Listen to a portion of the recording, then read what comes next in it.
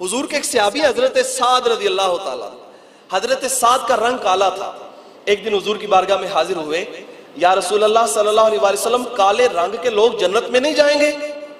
तो हुजूर ने फरमाया जाएंगे, वहां पे काले और गोरे की कोई तमीज नहीं होगी, काले भी जन्नत में जाएंगे, गोरे भी जन्नत में। उन्होंने अर्ज किया, हुजूर अब जब काला रंग मेरे जन्नत में जाने के लिए रुकावट नहीं है, तो ये फिर दुनिया में मेरे निकाह में क्यों रुकावट बना हुआ है? मुझे कोई अपना रिश्ता ही नहीं देता।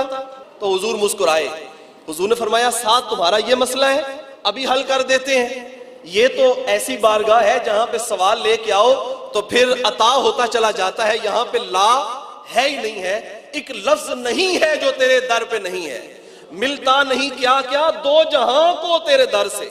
आजम चिश्ती ने कहा, मिलता नहीं क्या क्या दो जहां को तेरे दर से, एक लफ्ज नहीं है जो तेरे दर पे नहीं है।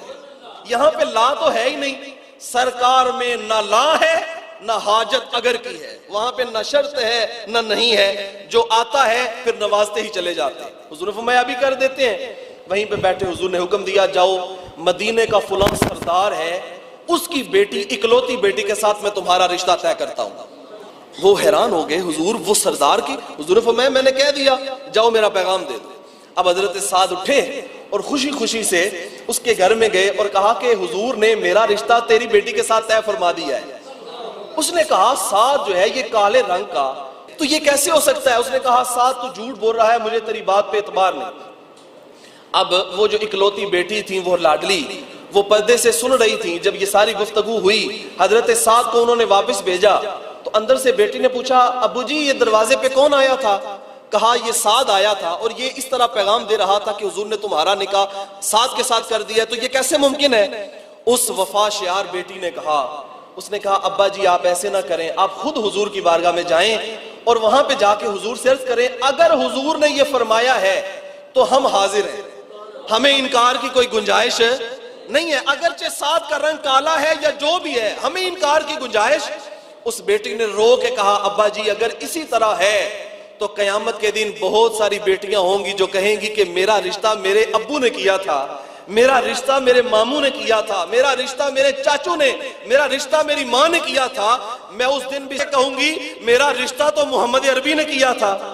तो ये तो इतना बड़ा एजाज है, आप जाएं पूछ के तो आए वहां से। वो सहाबी गए हुजूर की बारगाह में, हुजूर ने फरमाया तुमने हमारी बात नहीं मानी? उन्होंने कहा, हुजूर हमारी जुर्रत नहीं है, हम तो सिर्फ ये बात का पता लगाने आए, अगर आपने फरमाया तो हम हाजिर। अब हजरत साद खुशी खुशी वो निकाह की खरीदो फरोख्त करने के लिए बाजार में निकले। वो जो पैसे जमा किए थे, हुजूर ने कुछ पैसे हजरत अबू बकर से लेके दिए, कुछ हजरत उमर से लेके दिए, कुछ हजरत उस्मान से लेके दिए। ये सारा माल जब जमा हो गया तो हुजूर फरमाया, जाओ शादी की शॉपिंग करो। तो जब शादी की शॉपिंग करने जाए तो फिर तो दिल में अजीब सी तरंग होती है, अजीब सा अरमान होता है। हजरत साद बाजार में गए तो वहीं पे आवाज कानों में पड़ी, सुने अब वो लोग जो माल के साथ और जानों के साथ जिहाद करते हैं। वहीं पे मुनादी करने वाले ने निदा दी, कहा, कहां है वो लोग कि अल्लाह और उसका रसूल उनको जिहाद की तरफ बुला रहे हैं, किधर है वो लोग? हजरत साद कपड़ा पसंद कर रहे थे, कपड़े के रेट को जो है वो दुकानदार के साथ फिक्स कर रहे थे। वहीं पे कपड़ा छोड़ा और वहीं पे दूसरी दुकान पे गए और वहां पे जाके एक घोड़ा खरीदा, एक जीरा खरीदी, एक तलवार खरीदी और कुछ तरकश में डालने के लिए तीर खरीदे। और ये सारा सामान, जंगी सामान इकट्ठा करके हजरत साद घोड़े पे बैठ के मैदान जिहाद की तरफ चले गए। अब जब मैदान जिहाद में गए तो दौड़ते हुए हजरत साद आ रहे हैं, धूल उठी और वो मट्टी जो है वो उड़ रही थी, नजर नहीं आ रहा कि कौन आ रहा है। हुजूर ने फरमाया, ये दूर से कौन आ रहा है?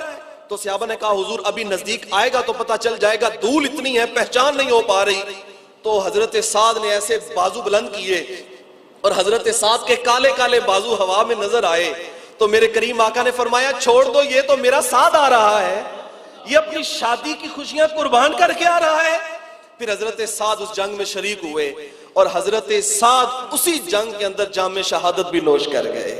मेरे करीम आका अलैहिस्सलाम जब हजरत साद का जनाजा पढ़ने के लिए आए तो हुजूर ने ऐसे अपने पांव को रखा। हुजूर, ये पांव के पब कहते हैं, सिर्फ उंगलियां हुजूर ने जमीन के ऊपर लगाई और हुजूर एड़ी मुबारक जमीन पे नहीं लगा रहे।